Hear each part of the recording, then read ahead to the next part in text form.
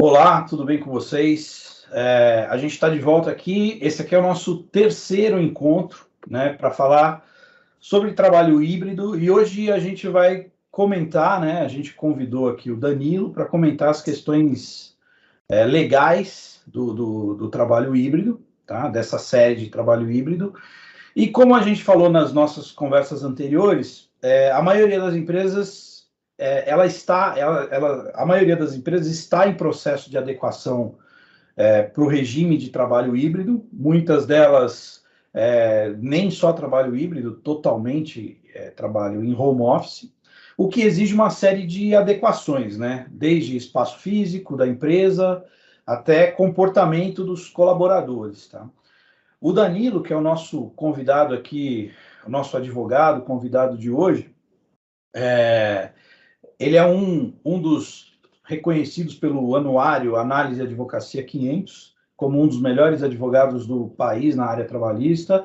O Danilo é sócio do escritório Baral de Melliga Advogados, é autor de diversos artigos jurídicos e coautor de uma obra chamada Direito Empresarial do Trabalho. Tá? Eu conheço o Danilo há bastante tempo, é um amigo que a gente que é um dos que eu atendo aqui na área de TI do escritório Baral de Melliga. Tá? Prazer, Danilo. Tudo bem com você, cara? Tudo bom, Jonas? Prazer é meu aí estar com vocês, estar aqui participando dessa live. Vamos ver o que eu posso ajudar vocês aí nessas questões aí desses novos desafios aí do trabalho híbrido, do trabalho remoto, como é que a gente pode pensar um pouco no mercado de trabalho. Legal, Danilo. Bom, cara, a primeira coisa que eu vou perguntar, Danilo, é se você pode nos explicar, assim, de forma geral, quais são as questões jurídicas, né, que este novo formato de trabalho trouxe para vocês, profissionais da área trabalhista. O que a gente tem visto, né, são as demandas dos os nossos clientes, que são basicamente empresas, né? Eles têm buscado se informar para saber o que eu tenho que fazer para juridicamente me adequar aí na legislação, na jurisprudência e poder minimizar os impactos aí para os funcionários e os riscos dessa operação também, né, de mudança de regime de trabalho presencial para trabalho 100% remoto ou para o trabalho parcialmente remoto, que é o que a gente chama de trabalho híbrido, né?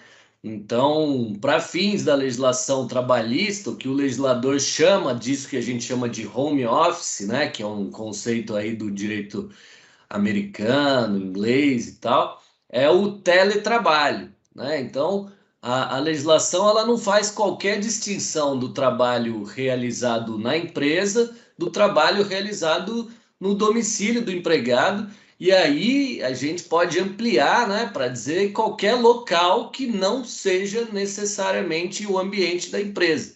Porque às vezes a pessoa pode estar trabalhando remotamente, não necessariamente no seu domicílio. E a regra vale para todos, por isso que o conceito é de teletrabalho, que é um trabalho à distância, né? Não necessariamente em home office, que seria o trabalho em casa, mas o trabalho à distância. Então a legislação não faz qualquer diferenciação. Então, o grande desafio para o empregador é proporcionar para o empregado a mesma situação, o mesmo ambiente profissional que ele teria dentro da empresa, né? Então, todos os custos que tem com ferramentas de trabalho, computador, acesso à internet, até mesmo eletricidade, tudo isso é responsabilidade do empregador, assim como seria caso ele estivesse trabalhando presencialmente na empresa.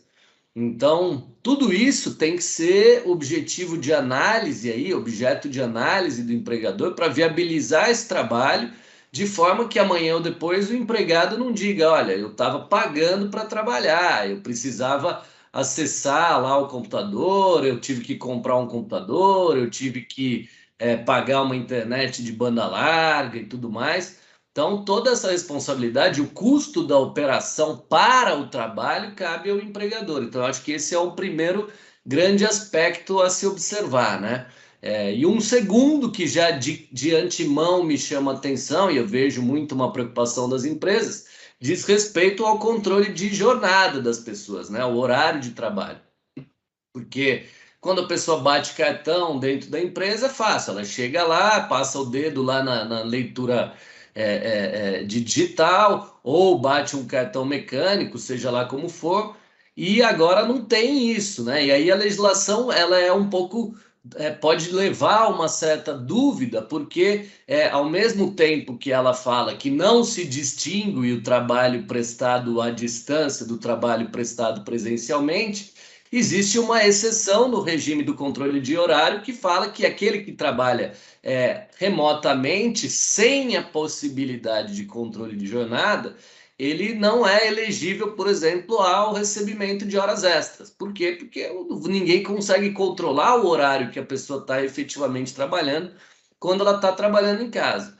Porém, isso só vale no caso de efetivamente não haver o controle. Então, eu sempre falo, também não adianta você mandar um e-mail para o seu funcionário às 9 horas da noite exigindo uma resposta imediata e depois querer se valer da regra que diz que ele não tinha controle de horário, porque o controle não precisa ser necessariamente um cartão de ponto, uma ligação, um e-mail, eventualmente pode se tornar um controle se foi com esse propósito que essa ligação ou esse e-mail foram enviados. Então, são esses cuidados todos que a gente tem que pensar na nossa nova vida, né? Não é porque a pessoa está trabalhando de casa que ela está o tempo inteiro em casa trabalhando. Não, tem que pensar como se ela estivesse dentro do expediente normal de trabalho dela.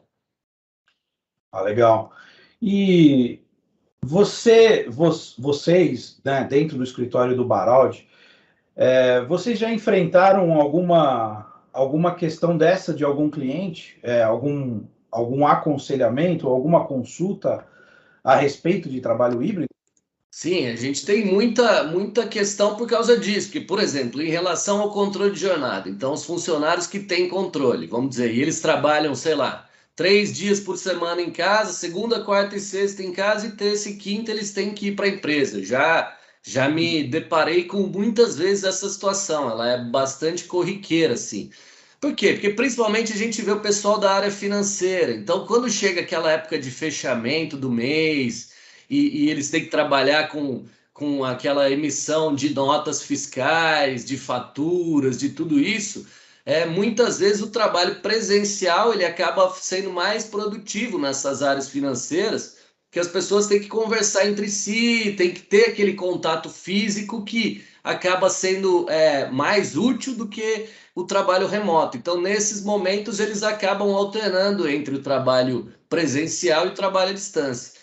E aí, como que fica, por exemplo, a questão do controle de horário? Porque ela, de um lado, não vai ter controle de horário quando está trabalhando em casa, mas, por outro lado, quando chegar na empresa ali para trabalhar presencialmente, vai ter o seu cartão de ponto. Como que a gente equaliza essa situação, né? Então, para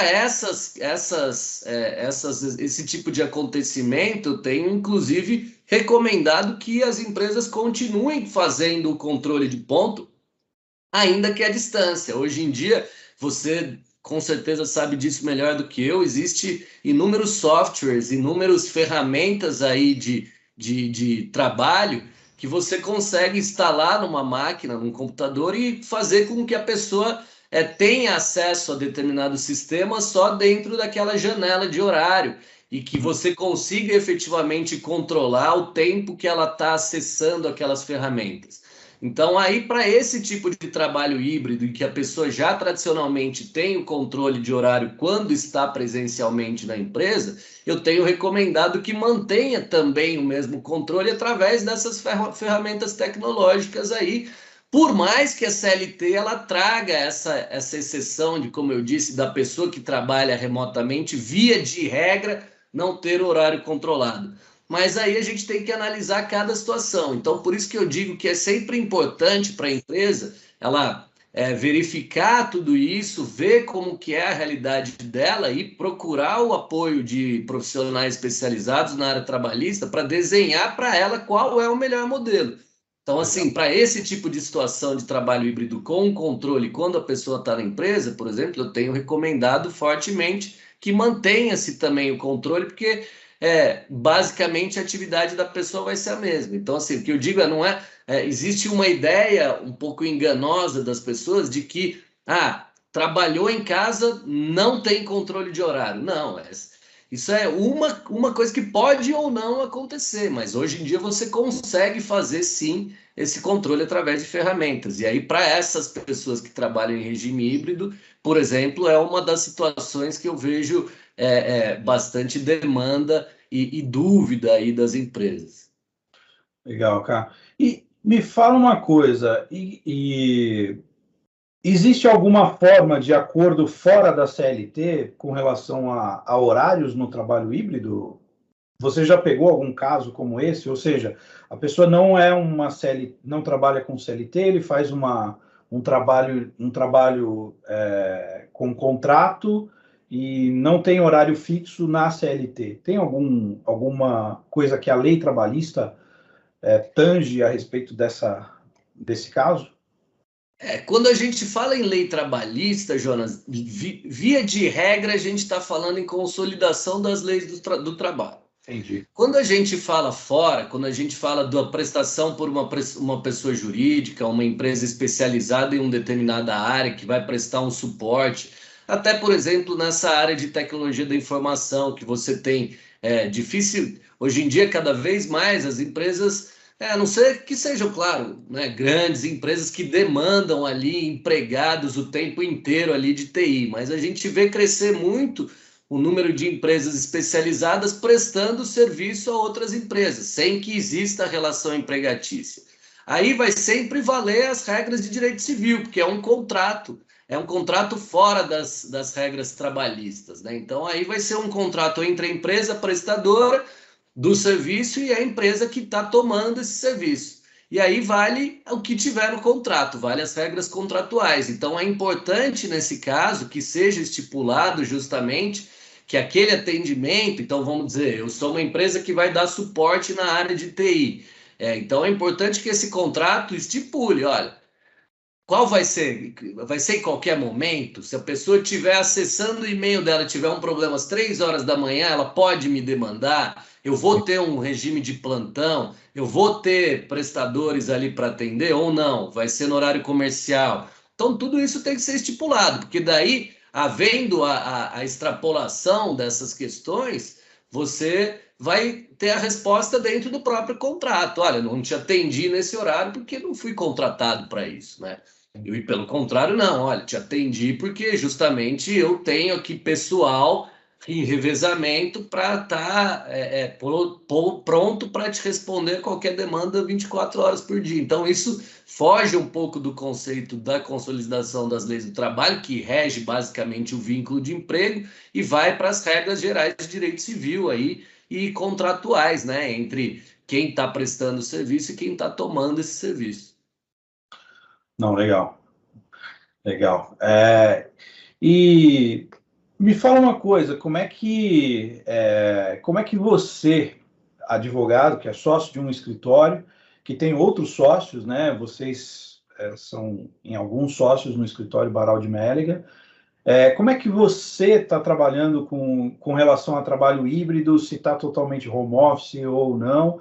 E como é que estão os outros sócios lá dentro do seu escritório para a gente usar como exemplo?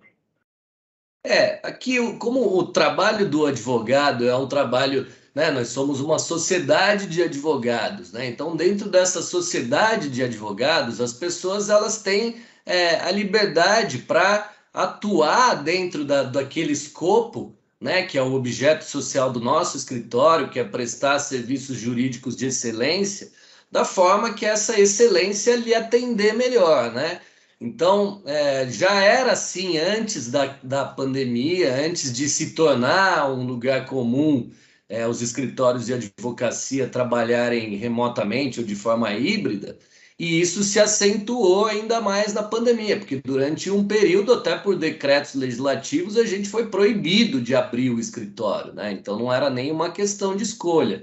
Então, nesse cenário de pandemia que a gente teve que se adaptar. Olha, nós precisamos trabalhar, os clientes precisam ser atendidos, a justiça, né, o Poder Judiciário parou durante um primeiro momento, mas depois eles mesmos continuaram os prazos correndo normalmente, porque o protocolo é todo eletrônico, o processo judicial, principalmente o trabalhista, ele tem tradição já de ser um dos primeiros que foi transformado em eletrônico. Então, todo o nosso trabalho, ele já há muito tempo, ele já era feito parcialmente presencialmente, né? Então, já foi o tempo em que o advogado tinha que se dirigir até o fórum para realizar uma audiência, ou para fazer o protocolo de uma petição, ou para tirar cópia física de um processo. Isso aí acabou, isso ficou lá atrás, né? Eu vivi muito isso, você sabe, você teve junto com a gente, participou daquela época que tinha que ter 500 scanners, máquina fotográfica e tudo mais para ir no fórum tirar foto e depois trazer, digitalizar, isso tudo acabou.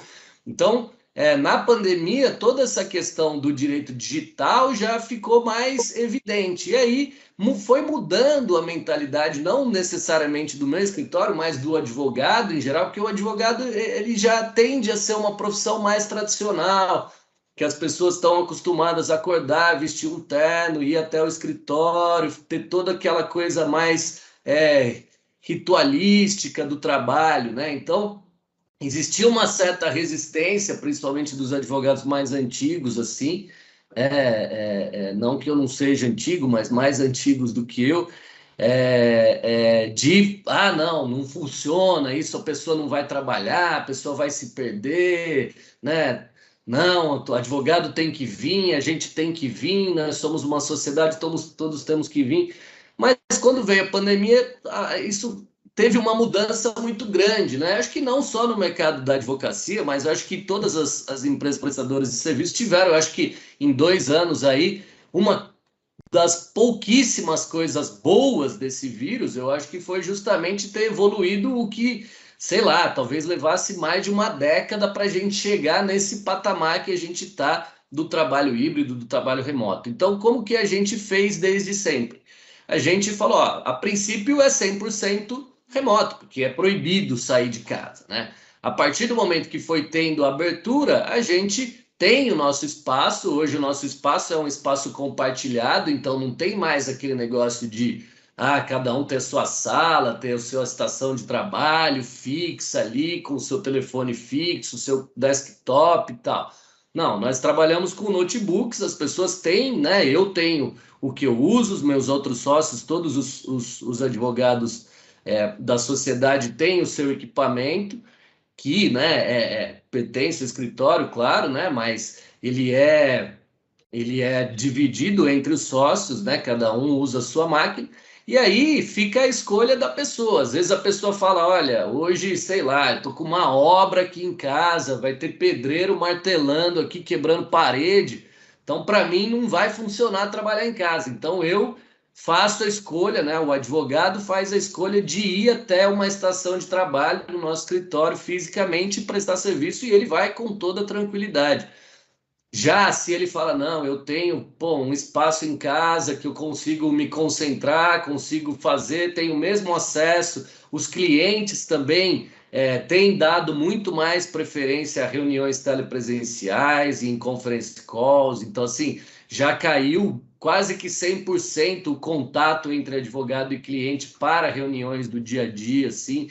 Então aí a gente deixa, tudo muito livre, né? Então os sócios, eles têm, todos os sócios do escritório, todos os advogados que compõem a sociedade, eles têm essa liberdade de decidir o que é melhor para eles, né? Então o importante do escritório sempre foi prestar serviços jurídicos de excelência, não qual é o lugar que a pessoa está, né? Eu dou exemplo assim, porque eu, inclusive, já viajei muito, até já trabalhei, cheguei a morar 2 anos fora de São Paulo, no Rio Grande do Sul, e trabalhei remotamente em 2002, 2003, naquela época lá que ainda você tinha que gravar as coisas no disquete, para depois imprimir em outro lugar, levar numa lan house o disquete para imprimir uma petição, para depois despachar num ônibus. Então, assim, eu sou o exemplo vivo de que a atividade jurídica, ela hoje em dia, mais do que nunca, ela pode ser feita em qualquer lugar do planeta. Ela não precisa, você não precisa estar lá presencialmente. Então, eu acho que o mais importante é Um trabalho feito com o intelecto, a pessoa tem que estar com esse intelecto onde ela se sentir mais confortável, onde as ideias vão fluir melhor e onde ela vai poder produzir um conteúdo jurídico de qualidade, que é o que o escritório busca. Perfeito, Danilo, perfeito.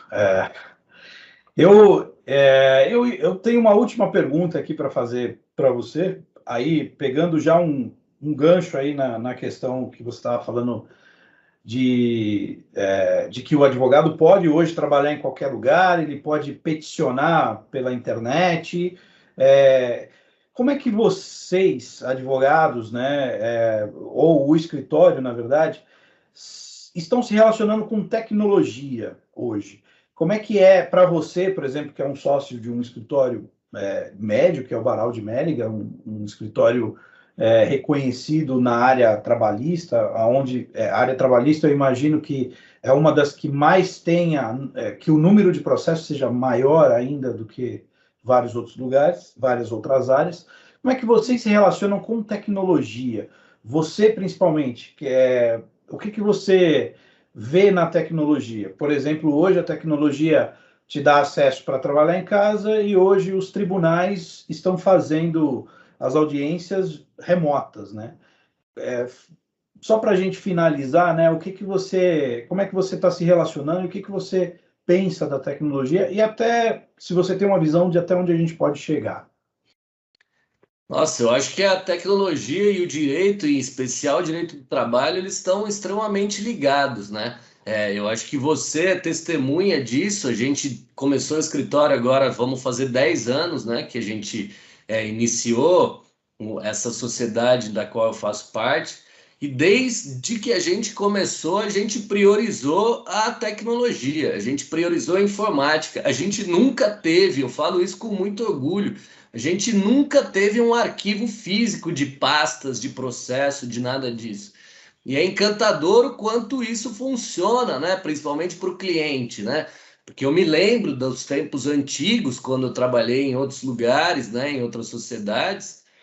Às vezes o cliente falava, pô, você tocava o telefone e falava, eu quero falar do processo do fulano contra a minha empresa. Preciso saber o que está acontecendo. Pô, eu tinha na minha base 500 processos, na minha base, né? Cada advogado tinha um número grande de processos. Eu não ia saber de cabeça em que pé que estava aquele processo. Então eu tinha que falar, olha, você me desculpa, eu vou desligar o telefone, eu vou buscar a pasta no arquivo, mandar aqui ordem ao arquivo, para vir uma pasta do arquivo, que vai ter um funcionário que vai lá buscar, achar, né? Então, assim, cheguei a trabalhar no escritório, como você bem sabe, que a gente tinha até muito competente pessoas que eram formadas em biblioteconomia só para organizar o arquivo. Então, assim, pessoas incríveis, pessoas valiosas, né? Mas que mostram como isso era um bicho de 7 cabeças na época. Então, eu ia dar uma resposta singela para o cliente, no mínimo alguns minutos, ou às vezes até horas depois, dependendo do que eu estivesse fazendo. Então, assim, isso acabou, isso já desde que a gente começou o escritório, o cliente liga, opa, eu quero saber, na hora eu consigo acessar com total segurança, né? Porque a gente tem inúmeros protocolos de segurança, até porque a gente atende vários clientes que nos auditam e exigem padrões internacionais, como você bem sabe. E eu consigo em tempo real responder. A pessoa fala, eu quero saber como que tá o processo do fulano. Opa, fulano, tá aqui, ó. O seu processo está exatamente assim. Você quer que eu te mande agora? O que você precisa? Preciso de uma cópia da contestação. Opa, já tá no teu e-mail. Eu abro no próprio aplicativo, eu já encaminho para a pessoa. Então, assim, é fantástico, né? Então a gente veio na vanguarda de uma coisa, até a gente antecipou o que o próprio Poder Judiciário passou a fazer depois, e quando a informatização veio com força total para o Poder Judiciário, que demora mais, porque depende de licitação, depende de um monte de questões aí, a gente já estava mais do que preparado para isso, e a gente não deixa de estar 100% ligado nisso, né? Então todo o tempo a gente está aqui, está buscando, está falando, olha, descobrimos que tem uma ferramenta assim, que vai facilitar o trabalho, que vai melhorar, que vai deixar o cliente mais confortável. Então, assim, Eu acho que a tecnologia é um dos patamares básicos assim do nosso escritório, aquilo do que a gente trata com maior carinho, com maior investimento, porque a gente sabe que é o que vai dar uma tranquilidade para nós mesmos trabalharmos e para os clientes terem a satisfação em serem atendidos pelo escritório. Então, eu acho que advogado e tecnologia nunca andaram tão juntos e não deixarão de andar tão cedo, né? Eu acho que é um processo que não tem volta e que vai estar sempre muito amalgamado ali, né? Entre os profissionais de tecnologia em geral, não só de informática, mas de tecnologia em geral e o mercado jurídico, né? Então, eu acho que é um caminho de muita união aí e que tem muito ainda a ser construído. Legal, Danilo. Muito bom, muito boa. Muito bom, cara. Nosso tempo aqui está chegando no final. Gostaria de agradecer demais você pelo seu tempo, pela explicação didática perfeita que você deu. Muito obrigado por nos elucidar tão bem assim o que é o trabalho híbrido e muito mais do que isso, né, que você falou. E foi ótimo, cara. Eu te agradeço demais. Jonas, eu que acredito, eu que agradeço aí a sua parceria, a sua confiança e a oportunidade de também falar um pouco aí com o pessoal que vai ter acesso a essa live e tal. Porque assim, realmente as pessoas precisam mesmo abrir esse entendimento, né, de que a tecnologia está aí como eu disse, a pandemia trouxe muita coisa ruim, mas uma das poucas coisas boas que ela trouxe foi que a gente teve uma evolução tecnológica muito rápida e inesperada, né? Então, eu acho que é importante todo mundo ter a mente aberta, preparada para os novos desafios aí e caminhar conjuntamente. Então, agradeço aí a oportunidade. Conte comigo sempre que você precisar, meu amigo. Abraço, cara. Um Um grande abraço. abraço. Até Até mais. mais.